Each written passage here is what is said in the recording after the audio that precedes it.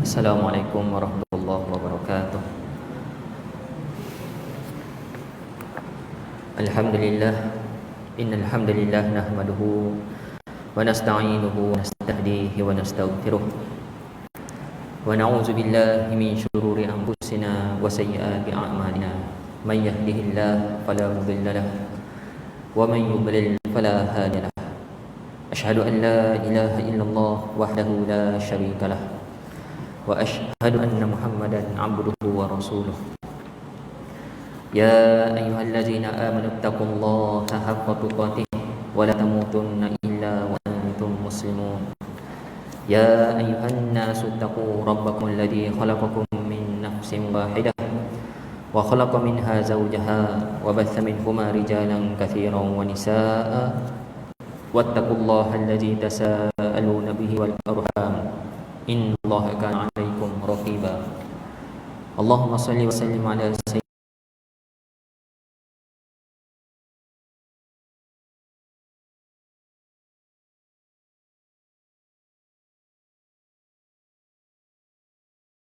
panjangkan usia kita. Allah berikan kita masa lapang, sihat tubuh badan, umur Allah bagi kepada kita, sembuh daripada sakit. Ya, alhamdulillah. Saya pun mudah-mudahan sembuh dah ni, sebab 2-3 kali ke tandas lepas minum Nescafe Ice. Ya.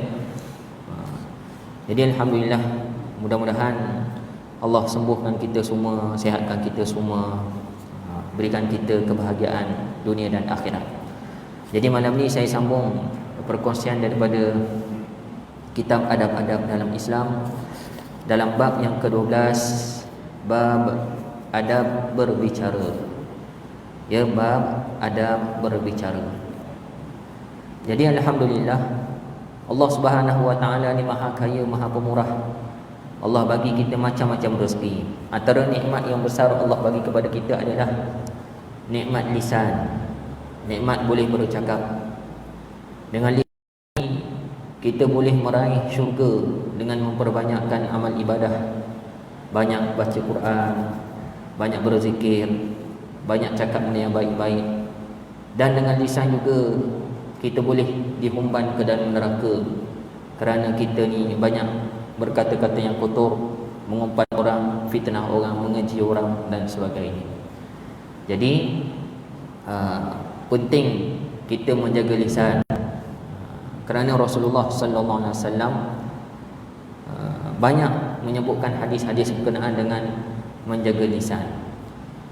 Dan lisan ni, kalau lisan ni sebenarnya adalah cerminan hati.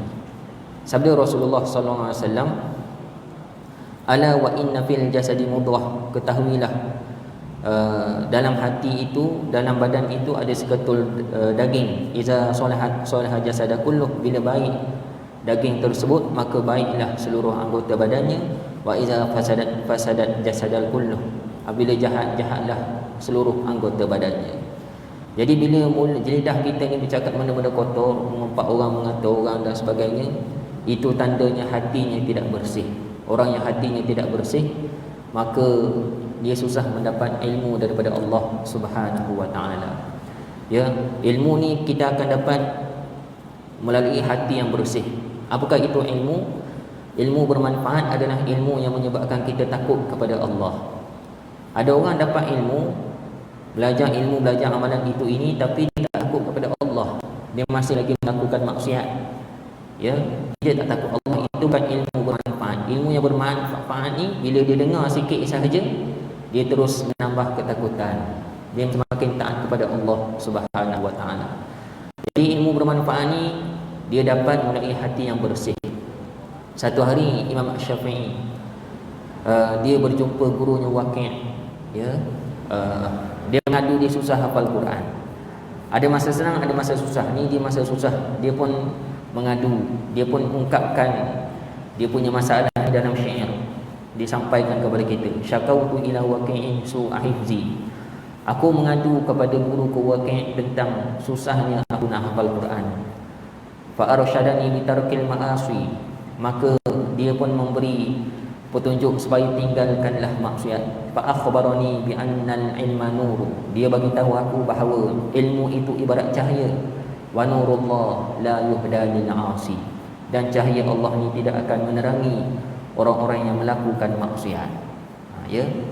Jadi kalau lidah kita ni kasar, cakap benda buruk, cakap benda kotor, itu tandanya hatinya kotor juga.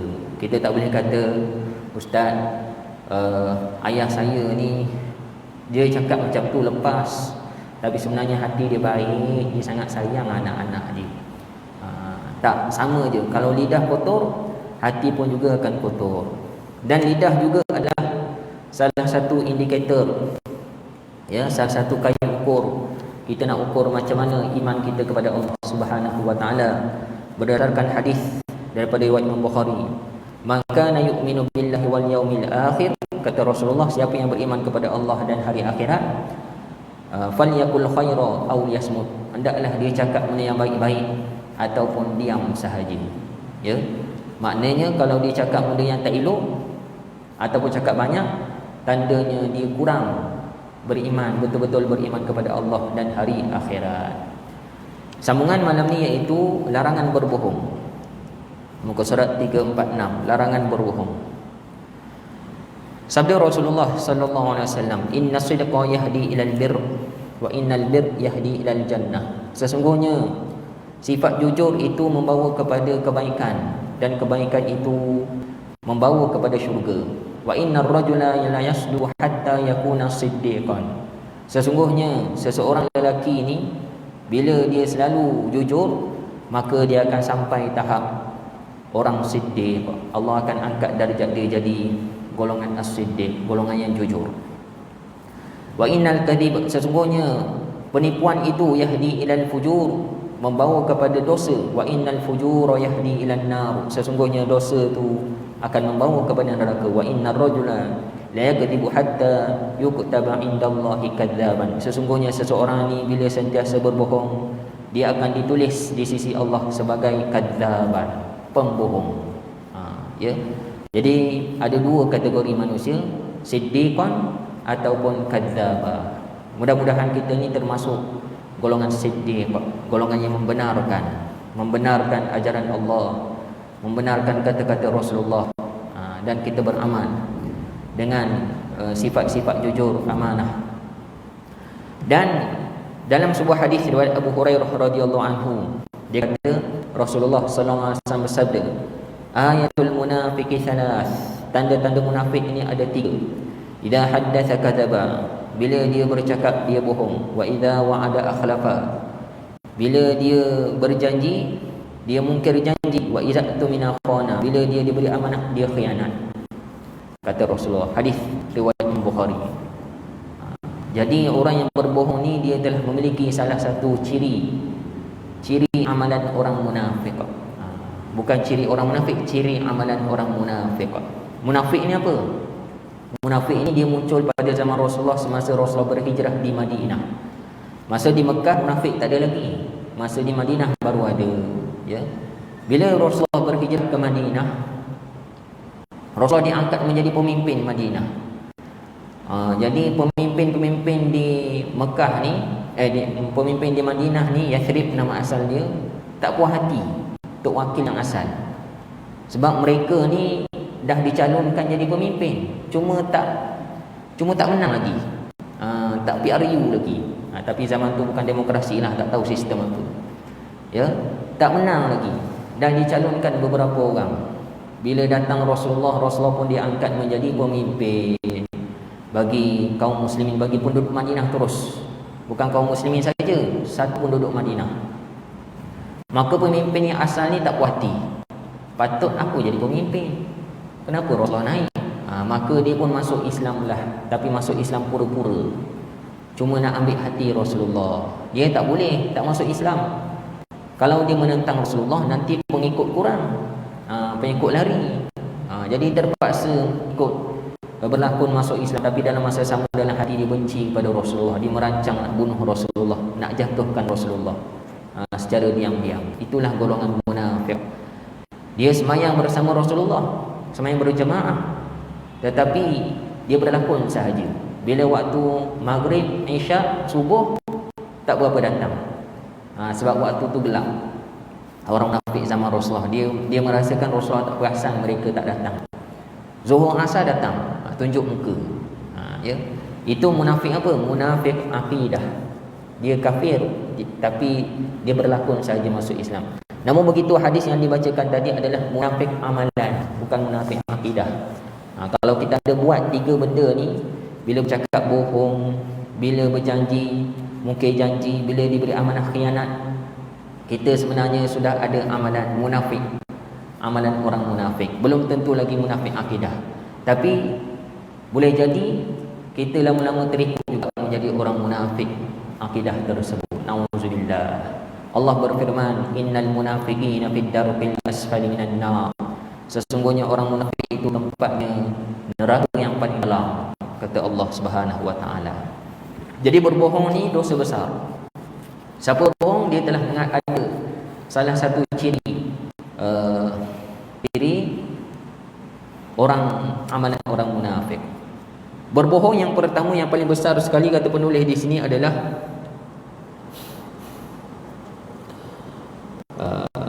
berbohong kepada Allah. Ya, berbohong kepada Allah. Sebelum tu ada satu hadis, mafhum hadis, Samurah bin Jundub meriwayatkan bahawa mimpi Nabi sallallahu alaihi wasallam baginda bersabda, pada satu malam aku melihat 2 orang lelaki jumpa aku. Kemudian mereka memegang tanganku dan membawa aku keluar ke tanah suci. Ini mimpi Rasulullah. 2 orang ni boleh jadi malaikat. Ternyata di sana ada seorang lelaki yang sedang duduk dan seorang lelaki yang lain yang sedang berdiri sambil memegang gancu dari besi.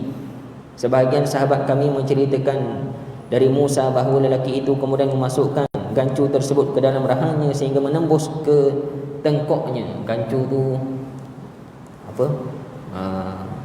Kain. Tapi mata kain ni kecil, yang besar punya, penyangkut. Kemudian dia melakukan perkara yang sama pada rakannya yang lain dan rahangnya itu pun mengering. Tarik, habis, tercabut. Lalu dia kembali kepada perkara yang sama, sembuh balik, tarik lagi. Aku bertanya, aku ni siapa? Rasulullah tanya kepada 2 orang lelaki tersebut. Apakah ini? Kenapa kena seksa macam ni? Maka 2 orang lelaki ni berkatalah, berangkatlah, jalan lagi. Ini sebab ni hadis, ada mengatakan hadis Isra' Mi'raj, ya. Rasulullah berjalan lagi, ada lagi beberapa peristiwa. Kemudian dipendekkan hadis tersebut. Maka Rasul berkatalah, kamu telah membawa aku berkeliling, beritahulah aku tentang apa yang sudah kulihat ini. Maka malaikat itu menjawab, ya, orang yang engkau lihat dirobek rahangnya itu adalah pembohong. Dia menceritakan pembohongan, kemudian pembohongan itu diambil darinya hingga mencapai pelbagai penjuru, lalu dia diperlakukan seperti itu sampailah hari kiamat. Hadis riwayat Imam Bukhari. Ini seksaan bagi orang yang berbohong. Dicangkuk leher dia daripada mulut ke daripada sini, cabut, habis. Kan? Habis, tertanggal semua. Kemudian Allah sembuhkan balik, buat lagi. Boleh jadi azab seksa di dalam kubur. Pembohong.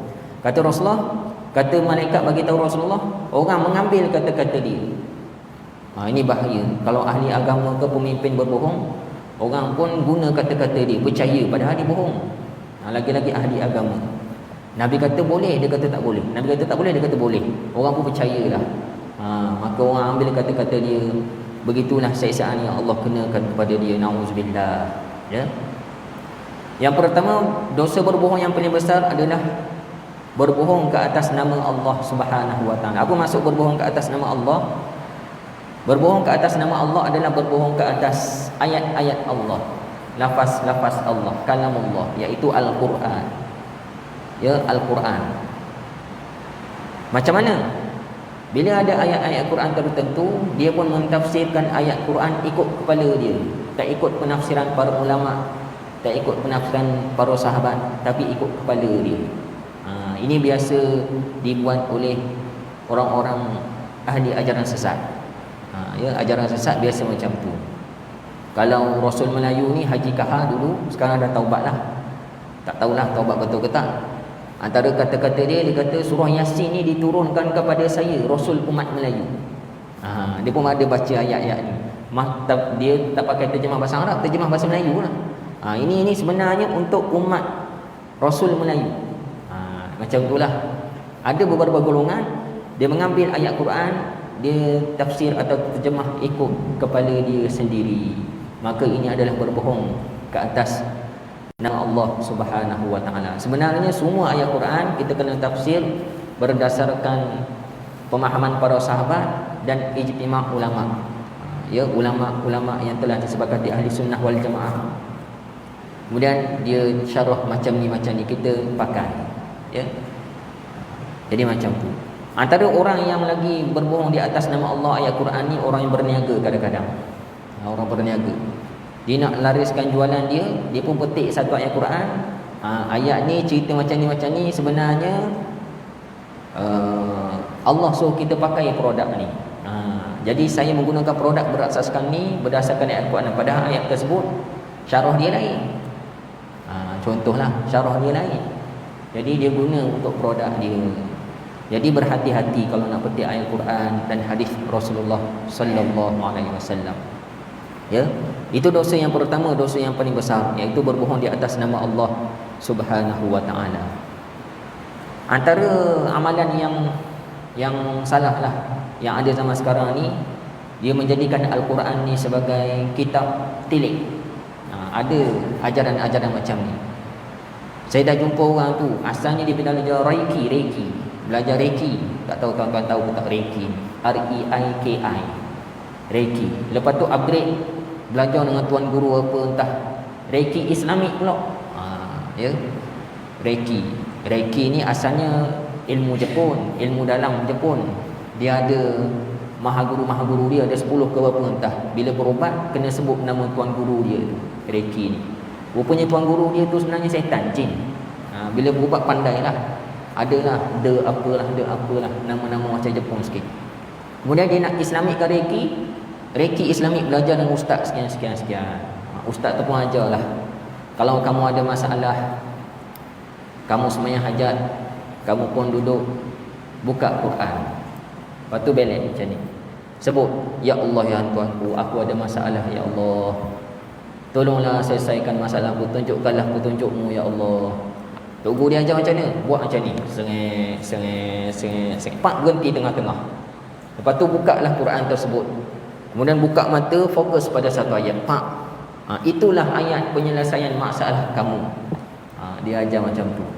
Bila buat menjadi, dia pulang Pak buka mata tengok. Ayat tu kata tunaikanlah zakat. Betul lah aku berniaga tak tunai zakat, kena keluar zakat lah. Selesai masalah dia. Orang lain pula buat krek, tutup aurat, apalah semua. Sebenarnya itu cara ahli nujum. Walaupun menjadi sebenarnya itu kebetulan. Ya.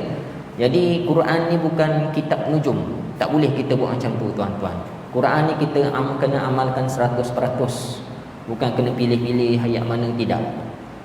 Nasib baiklah ada ustaz-ustaz yang tegur benda tu salah. Kalau tak ada ustaz-ustaz yang tegur, takut lama-lama orang semakin hanyut, semakin berpegang amalan yang sedemikian. Dia tak nak amal satu Quran, nak amal sikit-sikit je.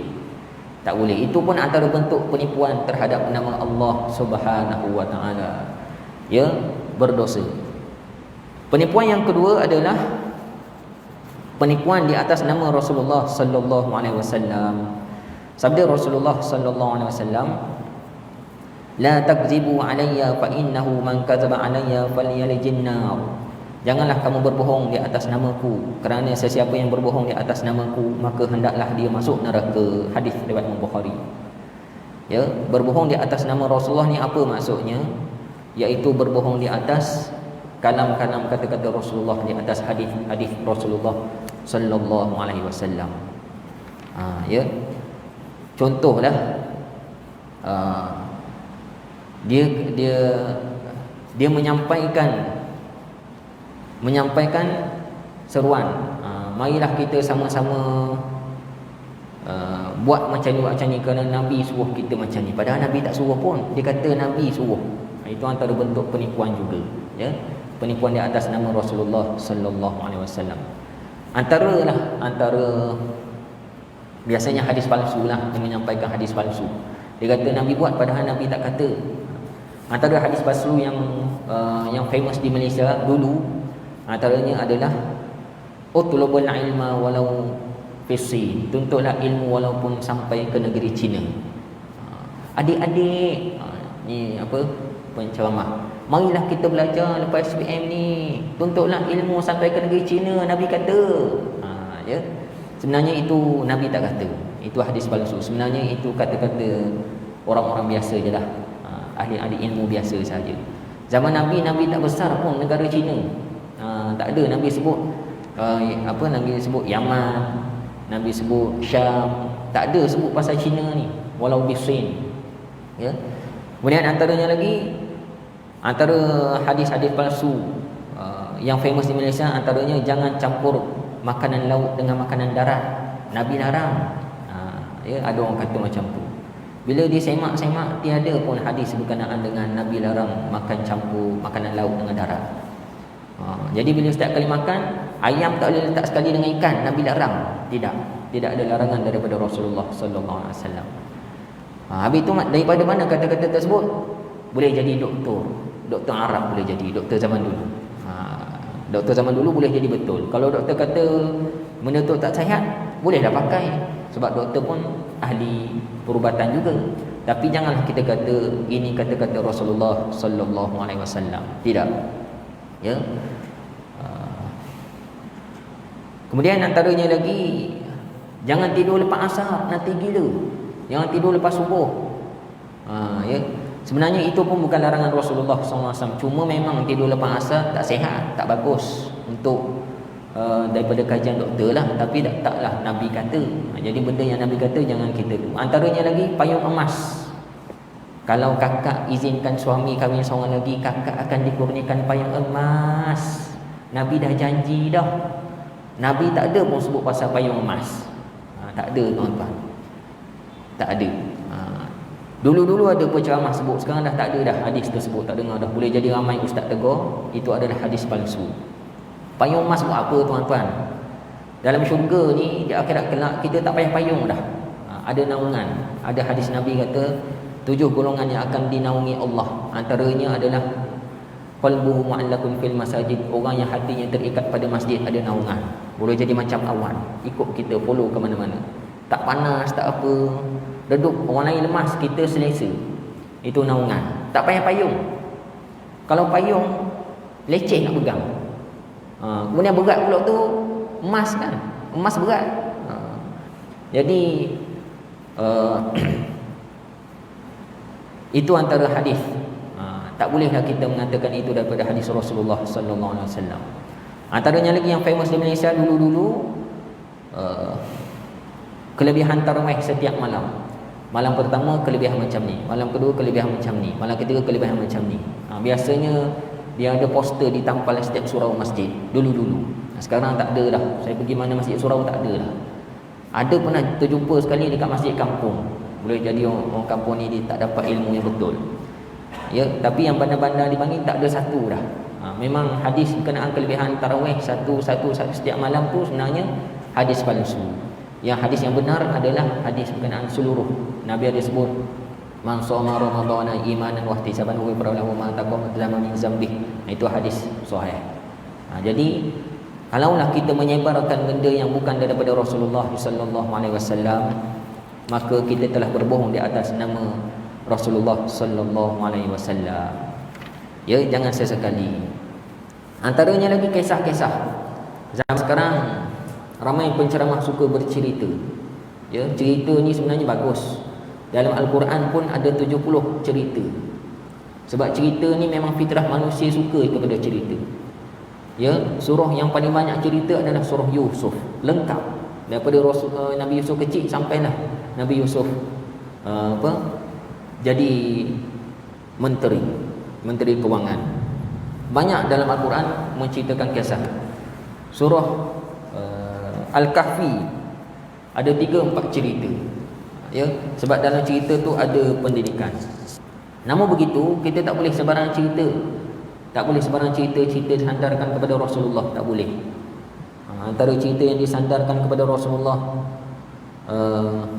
ya, banyaklah. Antara yang palsu lah, yang famous di Malaysia ni, contohnya cerita Al-Qamah. Tuan-tuan pernah dengar cerita Al-Qamah kan? Al-Qamah yang sahabat Nabi yang apa, yang tak boleh mati. Maka panggil Rasulullah. Rasulullah kata, mak dia ada lagi? Ada. Panggil mak dia. Panggil mak dia. Kata mak dia, aku tak maafkan anak aku. Kalau macam tu, kata Rasulullah, kumpul kayu api, bakar Al-Qamah. Maka mak dia kata, ya Rasulullah, kau nak bakar anak aku? Ya. Baik, bakar. Sekarang dia tak boleh mati. Maka kata ibu dia, ya Rasulullah, aku dah ampunkan anak aku tak sampai hati, tengok aku kena bakar. Lepas sebut ampunkan, barulah mati Al-Qamah. Ini famous cerita tentang derhaka pada mak. Sebenarnya itu pun cerita palsu, tuan-tuan. Mengikut kajian, Al-Qamah ni sahabat Nabi, semuanya baik-baik belaka, tak ada yang jahat. Semua soleh belaka, radhiyallahu anhum gelaran dia. Yang jahat tu biasanya munafik, orang munafik. Sedangkan semua sahabat Nabi soleh-soleh belaka, semua bertakwa, ya. Jadi tak boleh kita menyebarkan cerita disandarkan Nabi macam ni, Nabi macam ni. Kita kena cerita yang benar daripada Rasulullah sallallahu alaihi wasallam. Antaranya lagi kisah Abu Bakar. Abu Bakar dulu famous kejap, sekarang tak ada dah, tak dengar dah. Macam mana Abu Bakar ni, bila Rasulullah mati, dia kata, wahai Aisyah, ada tak lagi amalan yang Rasulullah buat aku tak buat? Maka kata Aisyah, ada. Setiap petang ke setiap pagi Rasulullah masih hidup, dia pergi ke hujung pasar, dia bagi makan kepada orang Yahudi tua yang buta. Abu Bakar pun pergilah suap makanan. Maka kata Yahudi tersebut, dan kita sebut, kau siapa? Lama dah tak datang. Aku orang biasa yang datang selama sebelum ni. Maka disuap-suap, orang Yahudi berkata, kamu bukan orang biasa. Orang yang bagi makan sebelum ni lembut je tangan dia, kamu kasar. Dalam masa sama, Yahudi pun kutuk-kutuk Rasulullah. Abu Bakar pun nangis. Kenapa kamu menangis? Orang yang kamu kutuk itu sebenarnya itulah Rasulullah. Maka Yahudi tersebut pun masuk Islam. Sedih kisah tu, tuan-tuan. Ya, boleh menangis. Rupa-rupanya kisah tersebut adalah palsu. Ini palsu. Mufti pun dah keluar dah, ada kenyataan buat kajian, sebenarnya kisah tersebut tak benar. Ya. Jadi ustaz-ustaz siapa sahaja tak boleh menyebarkan cerita yang disandarkan kepada Rasulullah yang palsu, berdosa besar. Ustaz kena buat kajian sikit. Kalau orang awam tak apalah, dia kena kaji sikit-sikit. Kalau dah tahu palsu, dia peganglah. Kalau orang macam saya kena buat kajian, tak boleh ambil 100% dengar je terus ambil, kena buat kajian betul ataupun tak. Ya, saya dulu pernahlah ceramah guna cerita tu. Bila dah tahu benda tu palsu, stop terus. Ya. Baik. Jadi kalau kita cerita juga, Rasulullah tak kata tapi kita cerita, maka kita telah melakukan dosa besar, berbohong yang besar. Berbohong yang seterusnya, berdosa yang seterusnya adalah berbohong kepada orang selain Allah dan Rasulullah pun besar juga dosanya, kepada ibu bapa, kepada guru-guru, kepada sahabat dan sebagainya. Namun begitu kata penulis, saya baca hadis dahulu. Abdullah bin Mas'ud radhiyallahu anhu, Rasulullah SAW bersabda, sesiapa yang bersumpah secara dusta demi mengambil harta seorang muslim, ataupun baginda bersabda, sahabatnya, saudaranya, nescaya dia akan berjumpa dengan Allah sementara dia murka kepadanya. Ini berbohong apa ni? Berbohong dengan bersumpah nak harta orang. Ya. Berbohong, bersumpah nak harta orang. Contohnya adik-beradik lah. Wallahi bang, sebelum meninggal ayah kata tanah ni bagi kat saya sebab saya jaga ayah sampai mati. Padahal ayah tak kata pun. Itu contoh. Ya. Dalam hadis yang lain, Abdullah bin Amr radhiyallahu anhu meriwayatkan Nabi sallallahu alaihi wasallam bersabda, al-kabair, dosa-dosa besar adalah al-isyraku billah, syirik kepada Allah, wal uququl walidain, derhaka kepada kedua orang tua, wa qatlun nafs, membunuh jiwa, membunuh orang, wal yaminul wamus, dan sumpah palsu. Sumpah palsu ni berbohong. Ya, berbohong. Hadis riwayat Imam Bukhari. Walau bagaimanapun, berbohong ni dibolehkan dan beberapa perkara, iaitu sabda Rasulullah sallallahu alaihi wasallam, Ummi Kalthum binti Uqbah, dia kata aku mendengar Rasulullah bersabda, laisal kazzabul ladzi yuslihu bainan nas fayamni khairan aw yaqulu khairan. Bukanlah pembohong orang yang mendamaikan orang yang bergaduh sehingga dia membuatkan gosip yang baik untuk mengatakan sesuatu yang baik antara dua orang tersebut. Hadis riwayat Imam Bukhari. Ya. Iaitu kita cakap bohong, dua orang ni yang bergaduh. Suami isteri bergaduh, anak pun pujuk. Kata ayah, mak kata mak rasa berdosa pula. Tengking ayah. Mak rasa mak minta maaf tapi takut ayah ni garang sangat, misai tebal. Contohlah. Padahal mak dia tak kata macam tu. Anak dia pergi dekat mak pula. Mak, ayah kata ayah menyesal, marah mak. Kata kesian mak, kena marah sama. Maka tiba-tiba dua orang ni berbaik.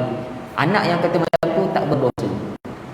Membuat dua orang ini berbaik-baik. Bukan setakat mak, kawan-kawan boleh tuan-tuan. Kawan-kawan kita tahu ada kawan kita bergaduh. Kita pun bersama kawan kita pun sebutlah musuh dia tersebut.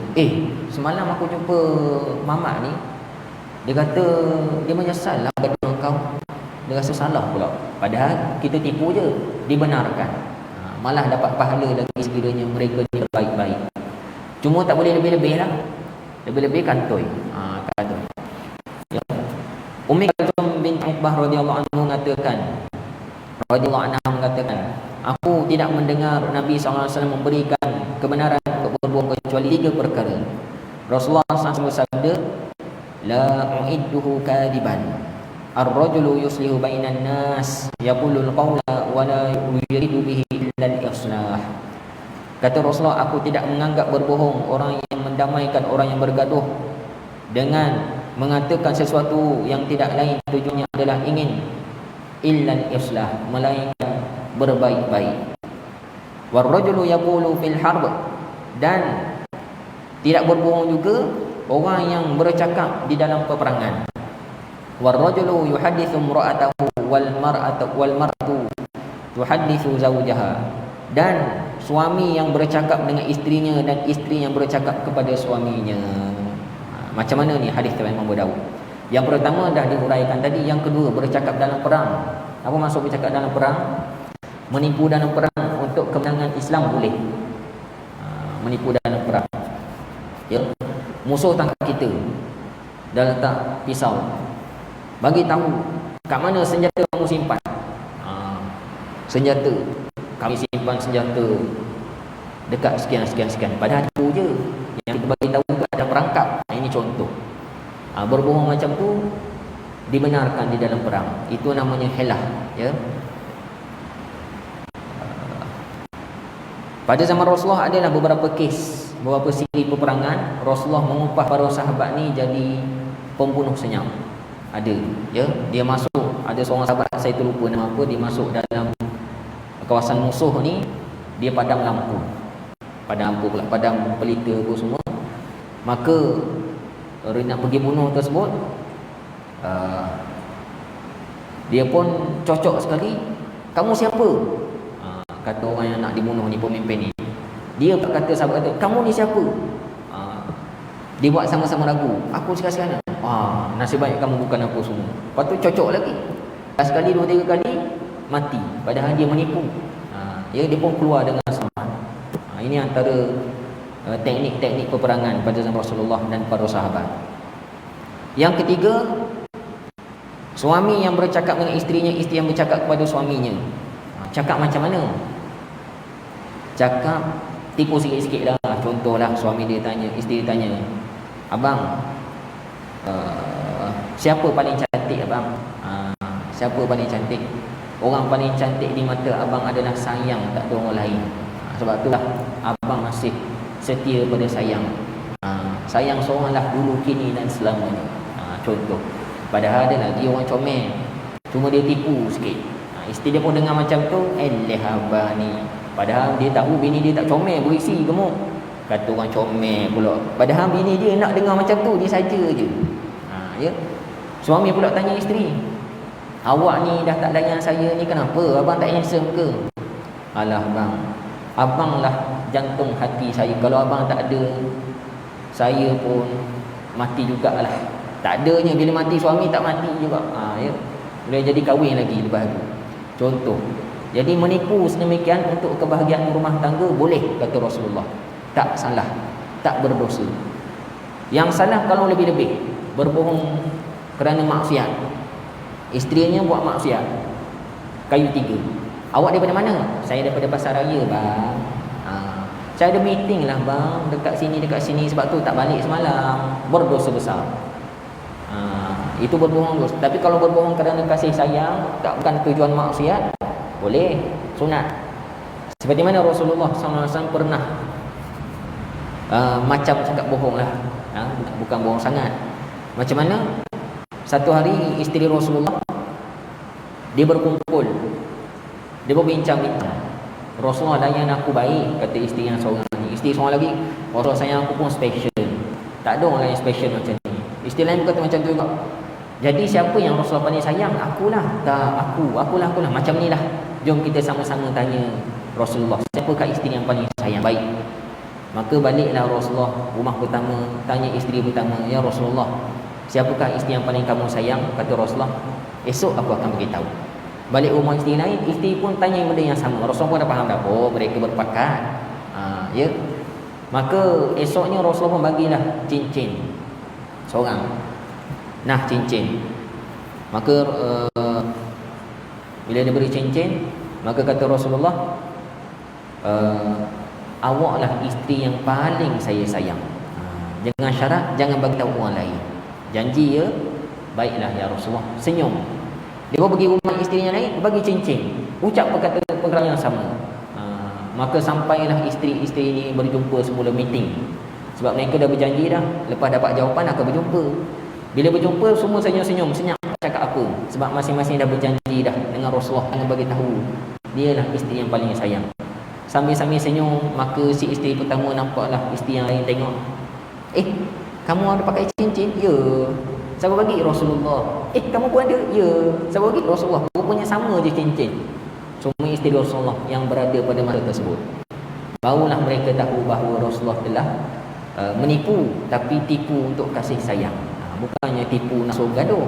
Ya, tipu untuk sama-sama mengeratkan kasih sayang sesama mereka. Jadi kata Rasulullah, menipu macam tu benarkan. Tapi kalau menipu kerana maksiat, berdosa. Sebab itulah, ya, cerita Piramli kan, ada lagu, mesti pandai pembohong, mesti pandai temberang, tetapi jangan sampai air pecah tembelang. Ya, dia kata mesti pandai pembohong dalam suami isteri, mesti pandai, jangan pecah tembelang. Saya rasa Piramli pun ada belajar juga agama kot, dia bab-bab ni. Cuma dalam kisah tersebut, pembohongan Piramli dalam kisah tersebut berdosa. Dia bukan bohong sikit-sikit punya, bohong berdosa. Macam mana? Saya dah ceraikan dia yang dah lama tak balik. Dah sebut cerai tu berat tu, tak boleh. Tapi kalau dia bohong sikit, yang saya dah lama tak balik rumah Cik Kia tu, saya duduk kat office, tu okey sikit. Ni cakap sampai cerai, berdosa. Ya. Daripada cerita tu kita boleh simpulkan beberapa hukum lah. Kalau study, mana boleh, mana tak boleh dan sebagainya. Baik.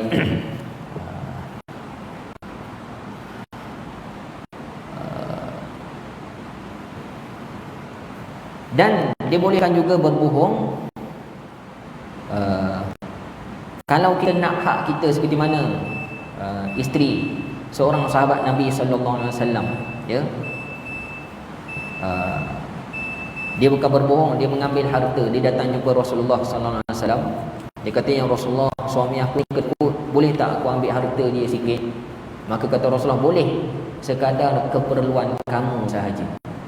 Ya, dia balik, dia pun boleh jadi ambil dah duit dalam poket RM10 ke, nak beli beras ke apa semua, nak beli lauk ke ikan, contohlah kalau duit masa kini. Boleh, sekadar hari tersebut sahaja, kata Rasulullah. Boleh ambil. Sekiranya suami tanya pun boleh berbohong sikit. Mana duit saya tak tahu, boleh. Ya, sekadar untuk keperluan hak kita. Wallahu a'lam. Subhanakallahumma bihamdika asyhadu an la ilaha illa anta astaghfiruka wa atubu ilaik. Assalamualaikum warahmatullahi wabarakatuh.